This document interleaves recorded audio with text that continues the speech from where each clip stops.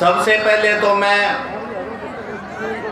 हरियाणा विद्यालय अध्यापक संघ ने ये जो शिक्षा बचाने के लिए काम शुरू किया है, शिक्षा बचाने का, स्कूल बचाने का, सर्व कर्मचारी संघ हरियाणा की तरफ से इसका समर्थन करता हूं और ये विश्वास दिलाता हूं कि इस लड़ाई में ये केवल अध्यापकों की लड़ाई नहीं है, ये शिक्षा को बचाने की लड़ाई है। प्रदेश के हर जिम्मेदार नागरिक की जिम्मेदारी बनती है। हम भी जिम्मेदार संगठन होने के नाते इसको बचाने के लिए अग्रिम पंक्ति में साथ आके खड़े होंगे, ऐसा विश्वास दिलाता हूँ। साथियों, हरियाणा सरकार ने वर्तमान में एक तरीका बना रखा है समस्याओं से निपटने का।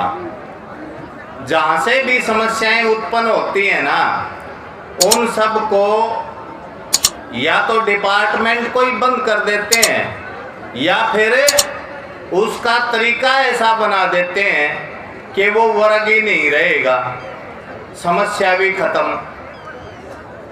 तरीका ये बनाया हुआ है कि बीमार का इलाज नहीं किया जा रहा, बीमार को निपटा दिया जाता है। और ये रणनीति नई नहीं बनी है। कोरोना के समय में हमने देखी, सुबह से साथी सरकार के प्रति कितने आक्रोशित हैं, ये इस बात से पता चलता है कि चेतावनी लग रही है, लगातार चिता रही है इस बात की कि हमें भी सरकार के खिलाफ, जो हमारे विरुद्ध सरकार ने निर्णय लिया है, उसके ऊपर अपनी बात रखना चाहते हैं। कोई वर्ग छूता नहीं है। प्रदेश में राजस्व के पटवारी लड़ रहे हैं, पिछले 4 दिनों से हड़ताल पे बैठे हैं, कार्य बहिष्कार किया हुआ है, कोई सुनवाई नहीं है, कोई बातचीत नहीं की जा रही। और दूसरे कर्मचारी लगातार आंदोलन के ऊपर हैं, कभी किसी का धरना है, कभी किसी का प्रदर्शन है। अभी आशा वर्कर जाके आई हैं विधानसभा के ऊपर। हर आदमी चाहता है उसकी बात सुने, लेकिन सुनवाई का क्या सिस्टम बना हुआ है, उसका एक नज़ारा कल विधानसभा में देखने को मिला। अपनी ही सरकार के एमएलए का जवाब दे रहे हैं मंत्री जी, शिक्षा मंत्री। शिक्षा के प्रति सरकार की गंभीरता कितनी है वो नमूना है उसका। विधायिका ने बात रखी कि वहाँ पे हंसावास कला गांव है बाडड़ा हल्के में, उसमें केवल एक हेडमास्टर बच गया, पढ़ाने वाला कोई मास्टर नहीं है। मंत्री जी कह रहे हैं कि वहाँ 5 लगा रखे हैं, 4 पोस्ट हैं, 5 लगा रखे हैं। ये नजरिया है उनका। और जब अल्टीमेटली उन्होंने ये दावा कर दिया खड़े होके कि इनकी जांच करवा लो, ये झूठी बात है, वहाँ पे पढ़ाने वाला नहीं है कोई, फिर कह रहे हम जांच करवा लेंगे। ये नजरिया है चीजों के प्रति। आप जाइए, प्रदर्शन करिए, लोकतांत्रिक तरीके से चुनी हुई सरकार है ना, समस्याओं का निवारण उसके जिम्मे आता है। अब हद ये हो रही है कि वो निवारण किसी चीज का करना ही नहीं चाहते। उनने एक रवैया बना रखा है, चुप्पी मार लो। और जो कोई ये कहे ना कि सरकार सुन नहीं रही, तो उनको विपक्षी डिक्लेयर कर दो, उनको विद्रोही डिक्लेयर कर दो, सुनवाई का कोई अवसर किसी को दो ना। ये लोकतांत्रिक प्रक्रियाओं की अवहेलना है सरकार की तरफ से। और इस काम पे बहुत आगे बढ़े हुए हैं। वेतन नहीं मिलता, अब एक नई प्रणाली जारी कर रखी है वेतन की, आपको मालूम होना चाहिए। प्रदेश के सारे कच्चे कर्मचारियों का एक इलाज कर दिया, कौशल रोजगार निगम बना दिया। क्या करना चाहते हैं? कौशल रोजगार निगम की कोई कुशलता नहीं पर बनाएगा, बल्कि ठेकेदारी के तहत जो लोग लगते थे उनके लिए सरकारी ठेकेदार कंपनी बना दी। भविष्य में उसमें जो है प्राइवेट ओनर भी आ जाएंगे, प्राइवेट ठेकेदार भी शामिल हो जाएंगे, उसके टेंडर दे देंगे। ये जो कच्चे कर्मचारी भाई हैं मेरे, वो अलग अलग विधाओं में लगे हुए हैं, कंप्यूटर टीचर लगे हुए हैं। अभी अभी भर्ती की है टीचर्स की उस कौशल रोजगार निगम के माध्यम से। उसने तय कर दिया हरियाणा में 3 ढाल का वेतन मिलेगा, 3 ढाल के जिले हैं। उससे एक विकृति ये पैदा हो गई कि जो डीसी के रेट तय होते थे ना, वो रेट होने बंद हो गए। नीचे से सारी पावर खत्म, पावर हो गई चीफ सेक्रेटरी के दफ्तर पे डेली पेड का डीसी रेट का रेट तय करने के लिए। ये जो संकट आया हुआ है ना, इसकी बड़ी वजह है तनख्वाहें ले रहे थे ना, वो आधी होगी एकदम। पार्ट टाइम के हमारे भाई हैं, एजुसेट के चौकीदार हैं, मिड डे मील की बहनें हैं। ये जो स्कूल में सहायक स्टाफ है ना, जिसकी वजह से टीचर ठीक पढ़ाई करवा ले, उस सारे को निशाने पे ले रखा है। अभी उनकी तो बात को नहीं आई। शिक्षक कोई नहीं छोड़ रहे, स्कूल ही बंद कर रहे हैं, तो उनका वेतन कहाँ एजेंडे पे होगा? आधी रह गई तनख्वाह। कानून के विरुद्ध की बात है ये, लेकिन कोई सुनवाई नहीं है। कानून को मान के ही नहीं चलते। कोर्ट कोई भी आदेश दे लो। इस बीच में हाई कोर्ट के बहुत सारे फैसले हैं रेगुलाइजेशन के, कर्मचारियों की रेगुलाइजेशन के हक में सिंगल जज ने फैसला दे दिया। डबल जज की बेंच के सामने एलपीए प्रस्तुत कर दी सरकार ने। कहे हैं कि ये उमा देवी के कोर्ट के जो फैसला है उसकी वायलेशन है। हाई कोर्ट को ये कहना पड़ा वायलेशन तो सरकार कर रही है, कच्चे तो लगाने ही कौन थे? उमा देवी के केस में ये फैसला है, और हमने भी नहीं मान लिया कि भाई जो खट्टर कर दे वो ऐसे ही, और मोदी कर दे वो भी सही। कोई और चीज पे बात ही नहीं होने देते, और कोई इसके ऊपर बात करे तो फिर न्यारे न्यारे बता दिए जा हैं, ये फलानी जाति का है, ये दिगड़ी जाति का है। यो 23 का शुरू कर रहे हैं ना आप, आंदोलन की बात की है प्रधान जी ने। मैं ये भी आगाह कर रहा हूँ, यो 23 का उनका भी साल है। बताना जंग तरीके जात है, रोजी रोजगार चलिया जाएगा पाछे। तू कौन से धर्म का है, तू किस इलाके से आता है? राम मंदिर का के सम्मान होना चाहिए, मस्जिद का के रंग, ये सवाल आके खड़े हो जाते हैं हमारे बीच में।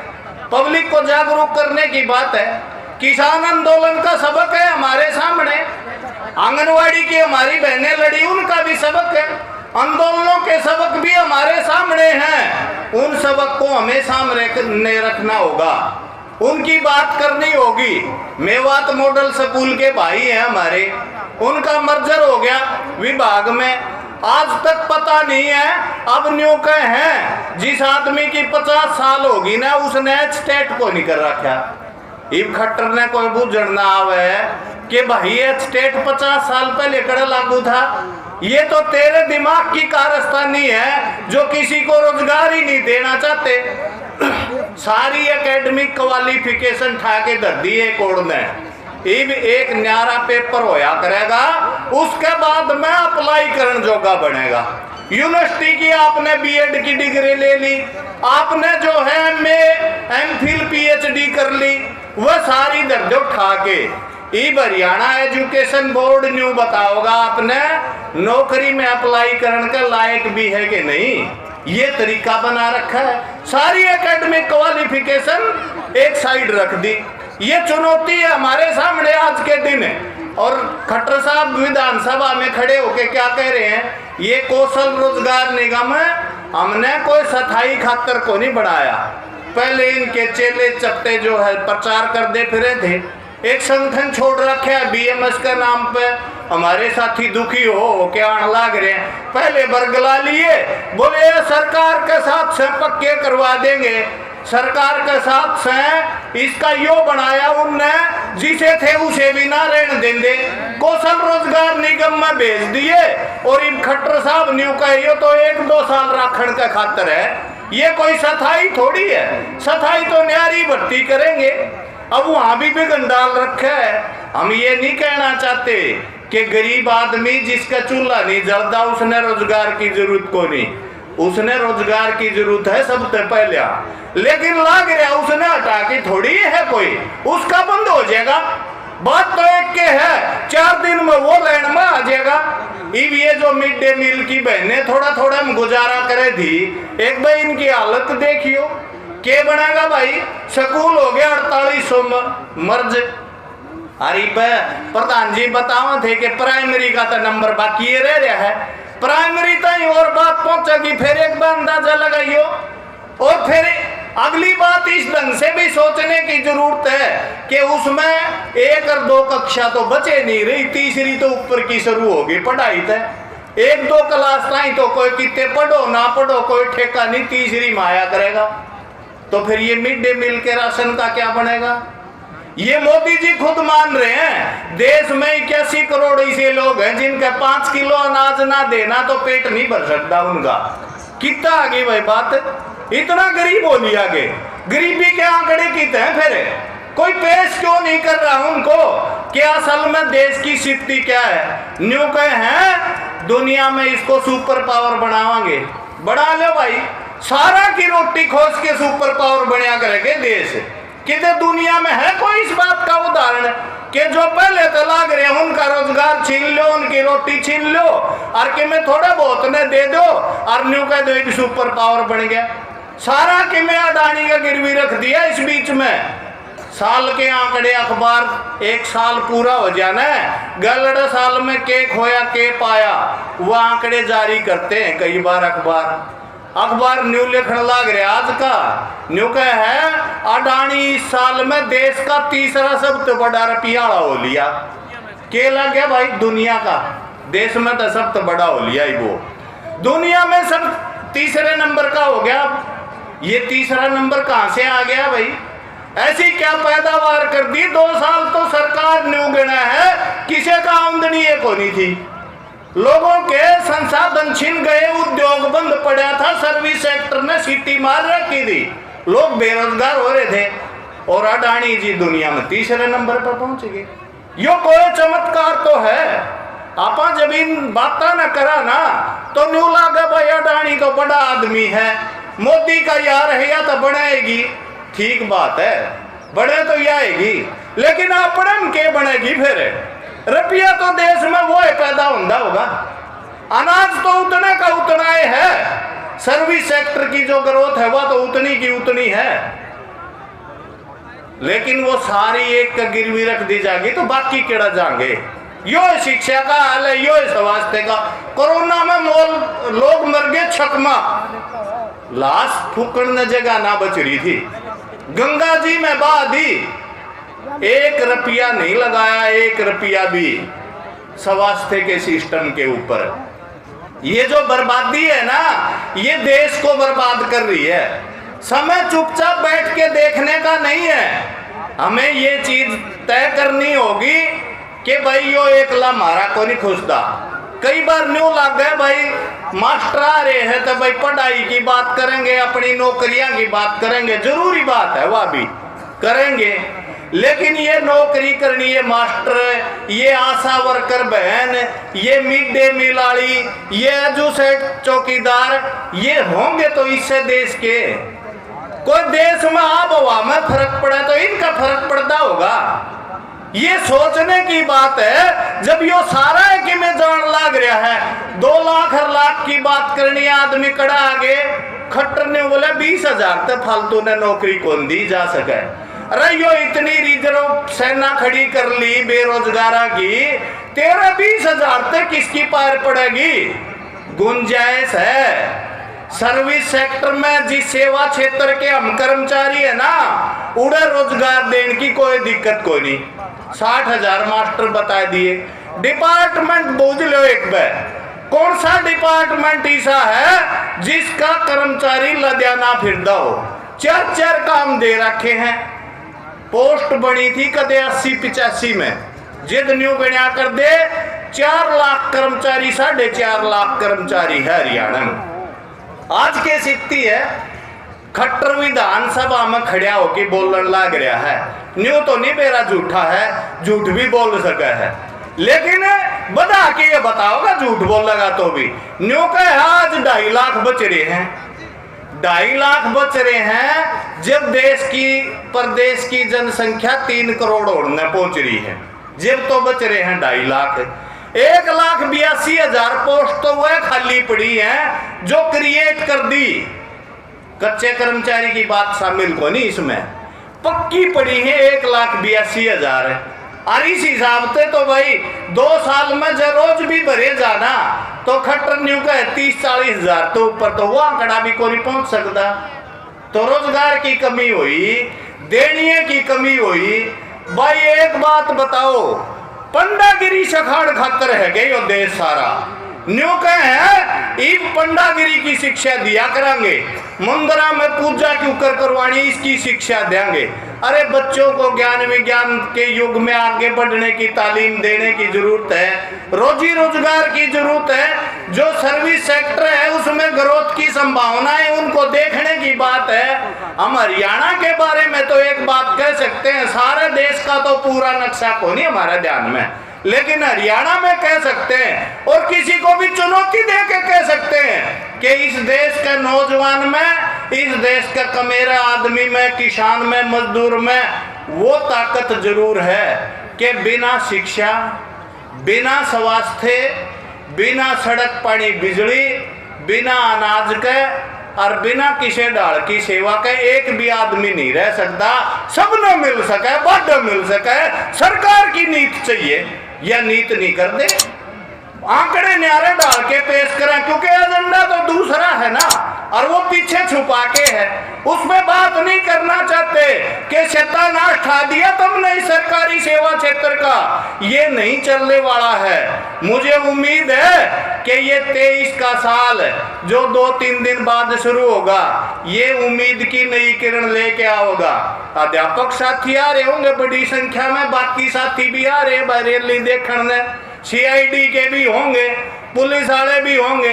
मैं सबसे आह्वान और अपील कर रहा हूं कि भाई आगे आ जाओ, आगे आ जाओ। ये साल 23 का लड़न मरण का है। हरियाणा में हमने लड़न मरण पर नहीं उतारू हुए ना तो किसी ने कुछ नहीं मिलता, बेरानी क्या का भाव बढ़ो देंगे।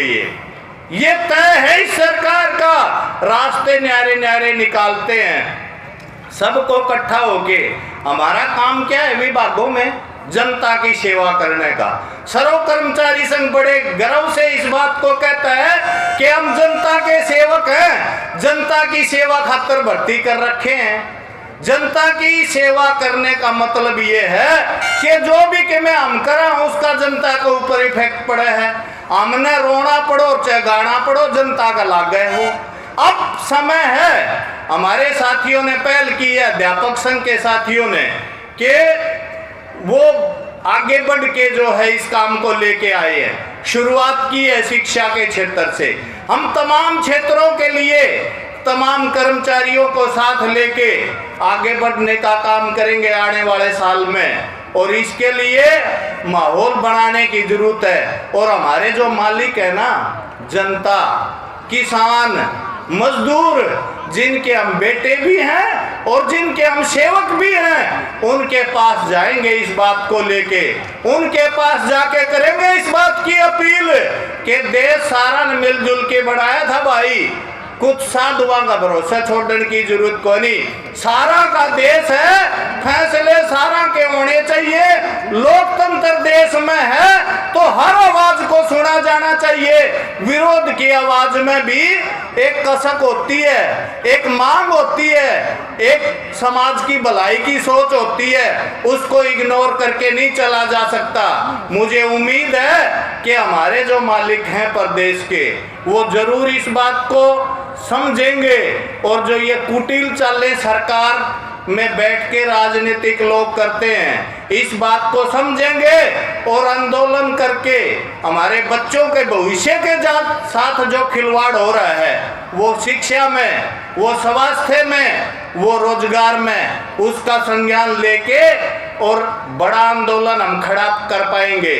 आप सब भाई बहन सुबह से बैठे हैं और बड़ी साइलेंट तरीके से बात सुनी है, उसके लिए तमाम प्रदेश से आए भाई बहनों का मैं बहुत बहुत स्वागत करता हूं और ये उम्मीद करता हूं कि आगे बढ़ के हम इस बात को सफल बनाएंगे।